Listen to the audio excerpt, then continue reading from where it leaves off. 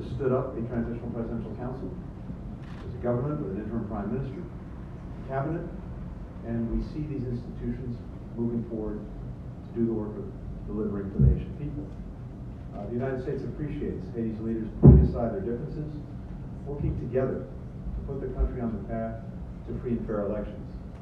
And we look forward to TPC swiftly naming a provisional electoral council to organize those elections. That is the critical next step. We also welcome Haitian efforts to address corruption allegations and promote transparency and accountability.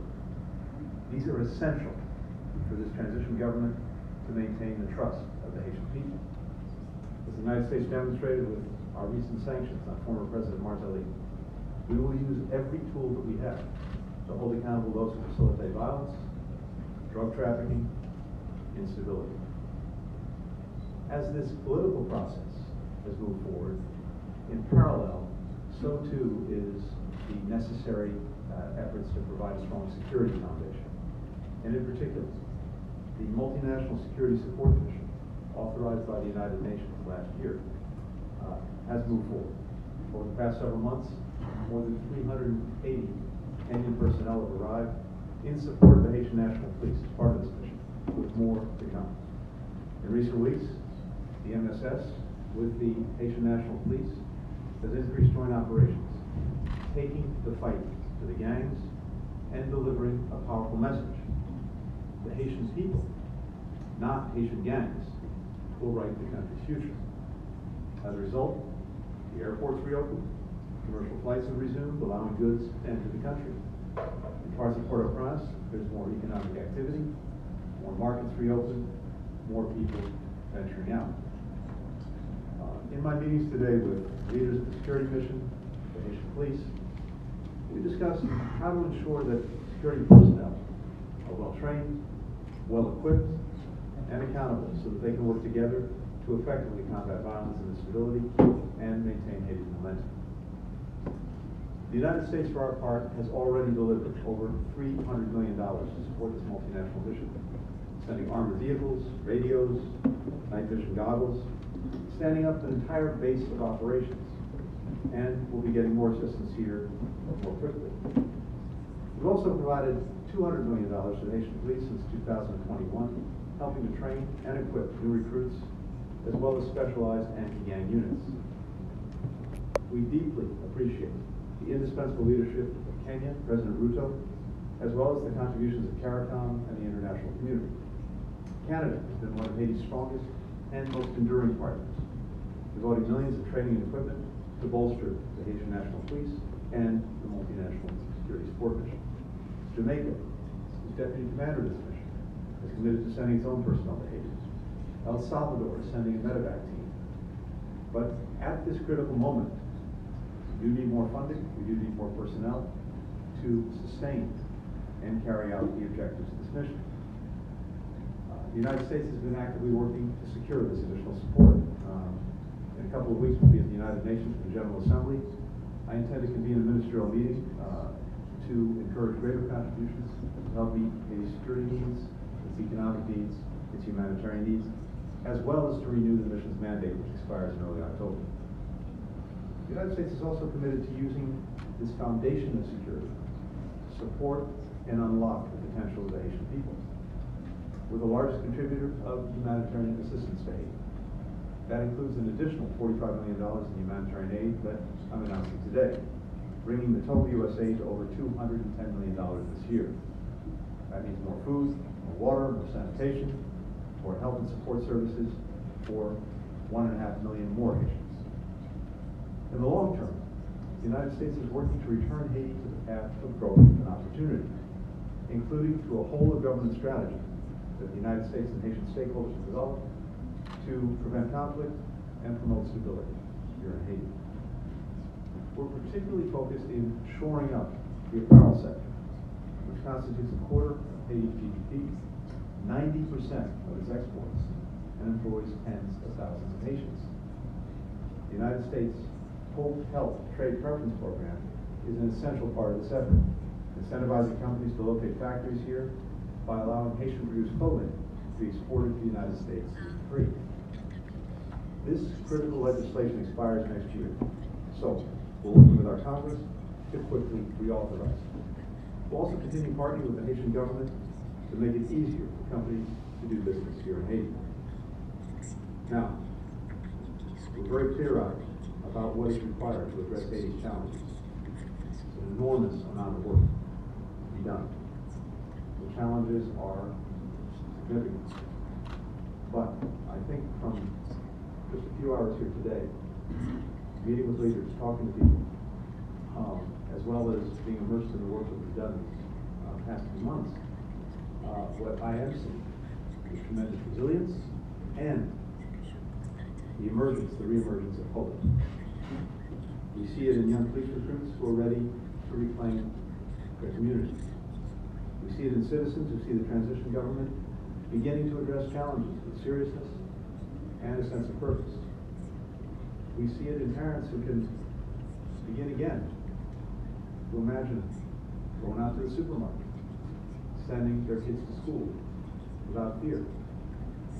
Everyone that I met today cares about this country and is committed to its future. And I want the people of Haiti to know that the United States is with you. Nous sommes avec vous. Will remain with you. And many other countries are as well. So I think we've seen a good start in moving Haiti forward, but much remains to be done. We're determined to continue. We're determined to help the Haitian people write the future that they deserve. The first question goes to Rothschild Francois with Radio RFM. Anthony Blinken, vous venez d'annoncer justement de nouvelles aides humanitaires des États-Unis en faveur d'Haïti. Alors, l'aide humanitaire elle est importante, mais le pays a aussi besoin des investissements qui sont importants pour la croissance économique, pour la création d'emplois et de richesses en Haïti. Alors, on voulait savoir, quand on a résolu le problème de sécurité, comment les États-Unis continuent d'aider Haïti à reconstruire son économie après le passage de l'ouragan des grandes villes. Today, and the question is, what can we do to really help Haiti develop its economy? Humanitarian assistance is critical, but we also, the question suggests, need to do other things. And the truth is, we have been and will continue to do so. Besides the humanitarian assistance, if you go back just over the last few years, going back to 2021, we provided more than $800 million in development, economic, and health assistance, as well as security assistance. And then separate from that is the humanitarian assistance. So you're exactly right that these investments in Haiti's foundational economic activities and everything that needs to happen to support them, that is essential, and we'll continue to do that. I mentioned the Hope Health Act that's been critical in supporting the apparel sector, which is so central to Haiti's economy. We want to renew that. It expires next year. But that's been critical because it incentivizes companies to put factories here in Haiti to produce the apparel that then gets sold in the United States and throughout the region. So these and other measures, as well as a program we have that is part of the Global Fragility Act, where we have a 10-year plan in effect for Haiti to help support its development, to prevent instability, but to promote as well economic activity. So all of these things have to come together. But I just say again, I think the first thing to get right is to make sure that the security foundation is there, and that's what's happening now with the MSS and the Haitian National Police. A lot more work to be done, but it's starting to move. And then we also want to make sure that Haiti is back on a clear democratic track, and that means elections next year. For the next question, Michael Crowley with the New York Times. Thank you, Mr. Michael. Secretary. Thank you.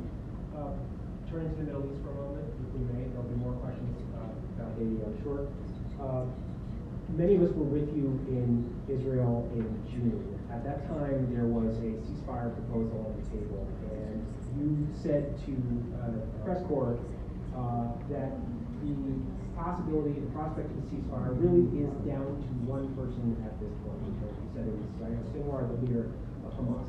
Of course, a lot of things have happened since that time, but I wonder whether it is still your assessment that really it comes down at this point to that one man, Yahya Sinwar. There's a lot of criticism right now about the role of Prime Minister Netanyahu and what his exact position is. So I wondered if you could just kind of come back to that basic question of where you place the primary responsibility. And then if I just may add one more question, this may be in the Department of stating the obvious, but can you just, would you acknowledge at this point that the prospect of a normalization agreement between Saudi Arabia and Israel that would include some sort of a security agreement between the United States and Saudi Arabia is not going to happen under President Biden's presidency? Thank you. Great. Thanks, Michael.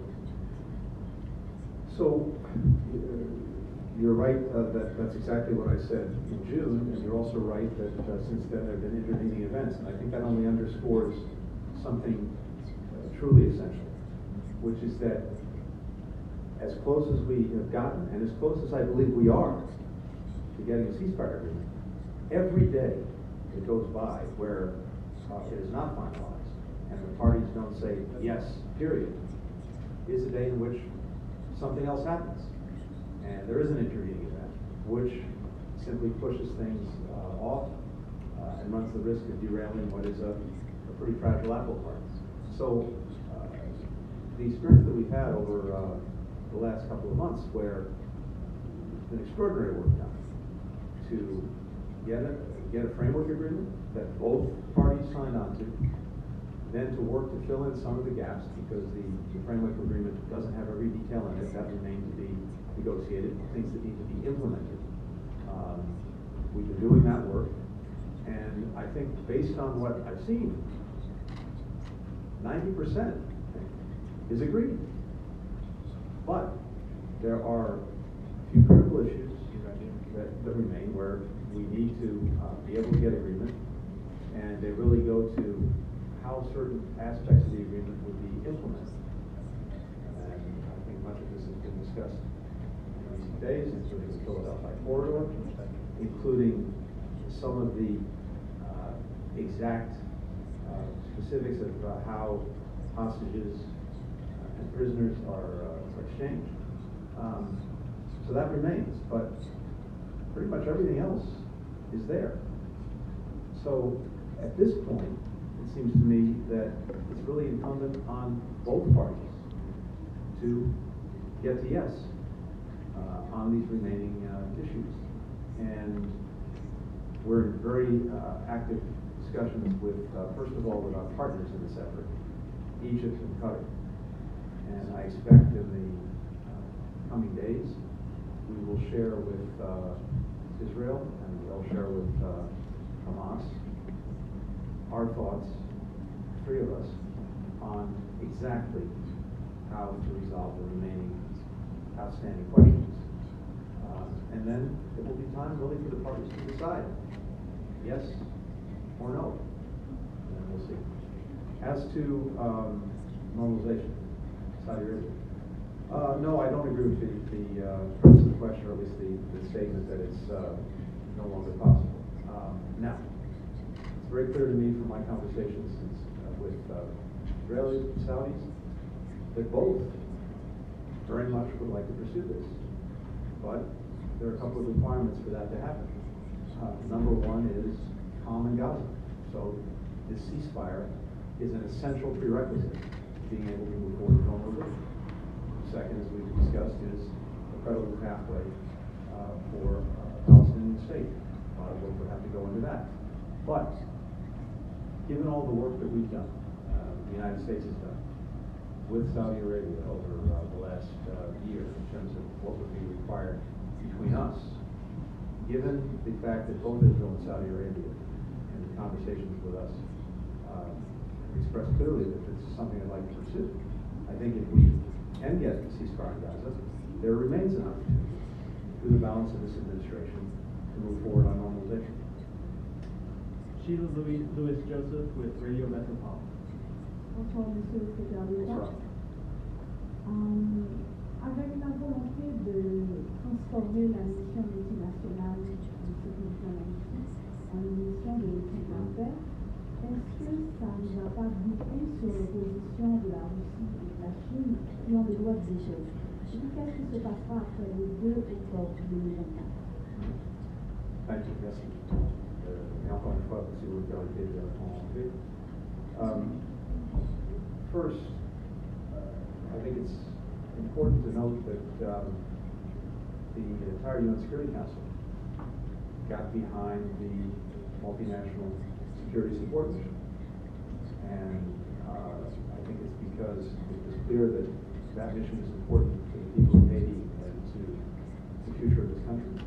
It's important to countries throughout the region, and we even see countries well beyond the region making the importance that they attach to the mission, because they know that restoring security here, taking the streets back from the gangs, is critical. So given that, it seems to me the world, including the countries you mentioned, have already demonstrated support. The mission itself needs to be renewed, and that's what we're working on right now. But we also want to make sure that we have something that is reliable, that's sustainable, and we'll look at every option to do that. So a peacekeeping operation would be one such option. I think there are others. We just want to make sure that we have a way to move forward, first renewing the mission, and then making sure we have a way to make it sustainable for the future, because this is going to take some time. The ultimate objective is this, though. It's not an indefinite endeavor. The entire purpose of the mission is first and foremost to regain control from the gangs, but then to enable Haitian institutions, particularly the Haitian National Police, to take this on for themselves.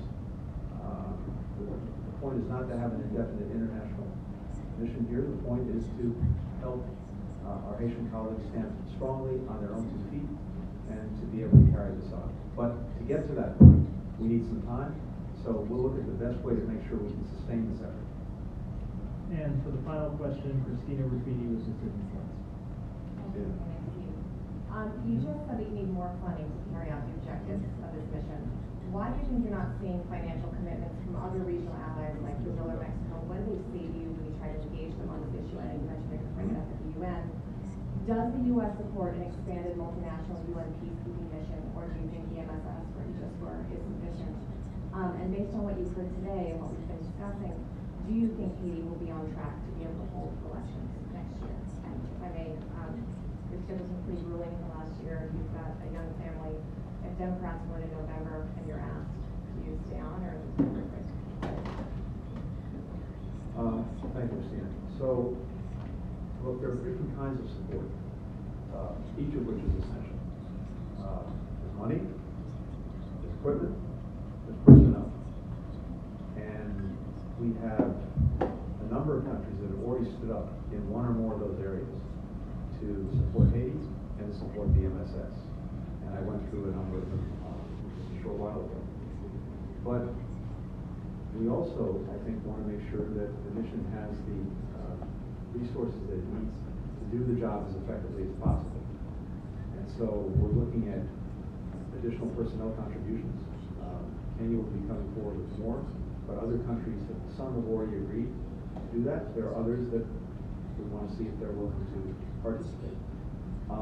Making sure that the financial support is there, including the salaries of the people who are engaged in these missions. That's critical. We have some money in the bank to do that, including the D1 fund that's been established. But as we're projecting out, as we're looking at growing the MSS mission itself, we also have to figure out what's going to be required to pay for that. And I think we're going to need more funding to do that. That's exactly why I'm bringing together colleagues at the UN General Assembly on the margins of that, just to make sure that we are properly resourced. Now, I think the other thing is success breeds success. So countries are looking at what's happening right now in Haiti. They're looking at what's happened over the last few months. They're looking at the start of this multinational security support mission and whether it's getting results. And I think what they're seeing is it is now.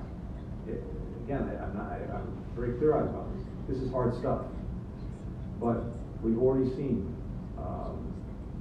thanks to the work of the MSS with supporting the HNP, the Haitian National Police, the airport taken back and reopened, the main hospital in Port-au-Prince taken back, some neighborhoods where there's now economic activity again, and what I heard today, talking to the leaders of the Haitian National Police and the MSS, is a clear plan for what they'll do next. And I think that's going to build on itself.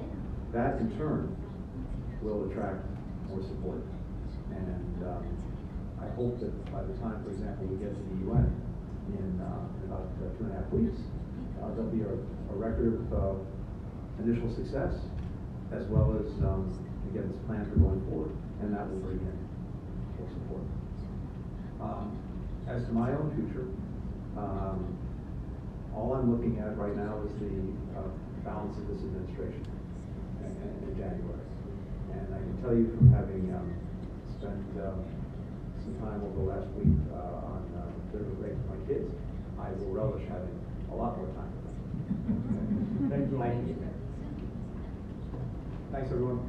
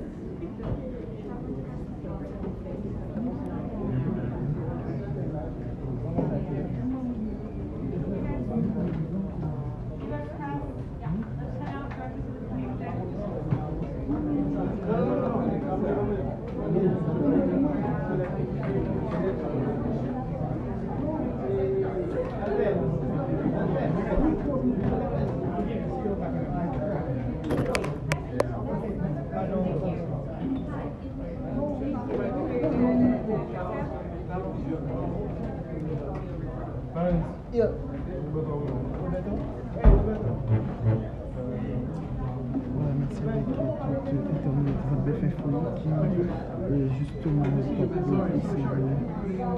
sur la USAID que c'est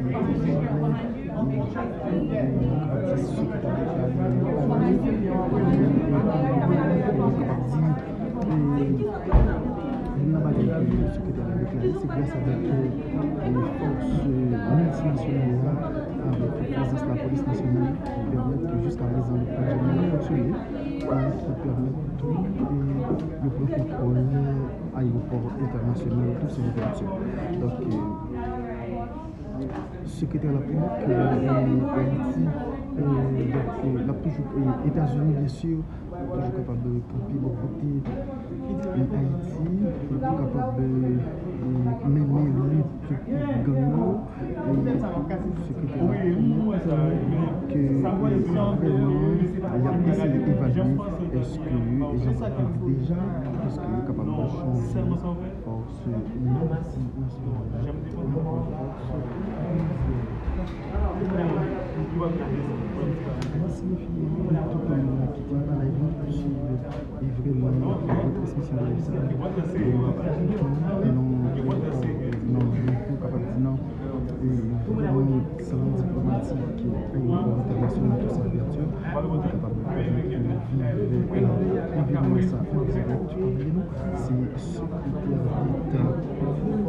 des États-Unis qui rentrent en Haïti dans le cadre de visa que Anthony Blinken fait, et vraiment qui parle ensemble avec les diverses personnalités, parmi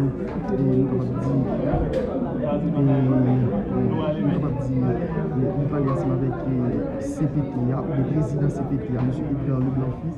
Nous parlons également ensemble avec le DGPNH là, à savoir M. Normil Rambo et M. Anthony Blinken qui visite également base